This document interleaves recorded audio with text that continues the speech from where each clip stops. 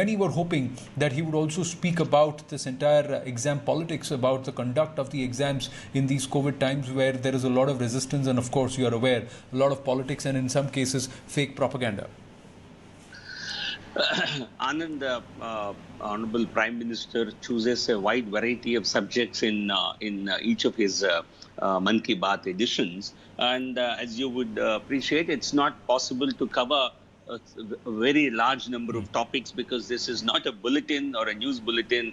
He has actually dealt with each of the topics that he mentioned today in in fair amount of depth. Talking about the importance, the significance of the toys. He talked about how new apps have been developed as part of a Atmanirbhar Innovation Challenge. How dogs have been contributing in a big way. They have been inducted into the security forces and they've been performing a very creditable job. Indian breed as well. So I think he generally covers very many topics, and also the relation between the bonding between the festivals and the environment. I think he dealt with a number of topics. It's not possible to cover every other topic. I think on the exams, I think government has made its stand very clear. Government has made it clear because we do not want the children to lose an academic year.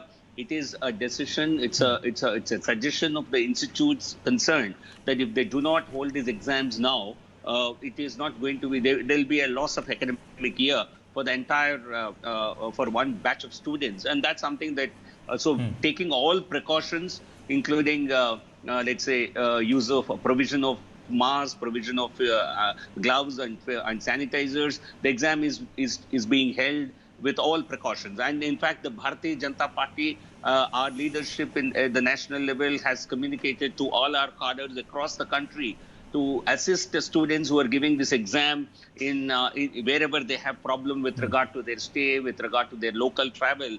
The BJP cadres will step in and help to the extent possible. So certainly, I think we all are worried about the academic year. So therefore, this is a decision that I'm sure the parents and children who are writing the exams will understand and support. Well, see, the toy industry is something which is really languishing. Many of the toy makers in our country are actually trying to make anti-COVID equipment. That's another aspect which I have come to know. But the focus has been, and they've been urged to try and focus on what their core competence is. But Shantanu, the toy industry, it's also a big industry. It's something which is important towards our self-dependence or independence or Atmanirbharta, because about $1.4 billion worth of toys is what India imports. 85% of the toys in our country are imported. They're not made here. So it is also a big employment generator. He's talked about a rural toy maker who's very, very famous, and I've already heard about him. But the initiatives that they are taking, there are such initiatives that we can see even in in Karnataka. There are toy makers in Rajasthan. There are toy makers across the country where this entire industry had gone out, and now he's saying let's start reviving ourselves and slowly and gradually try and create our own industry. He's also talked about app makers. He's talked about the fact, he's mentioned a few apps like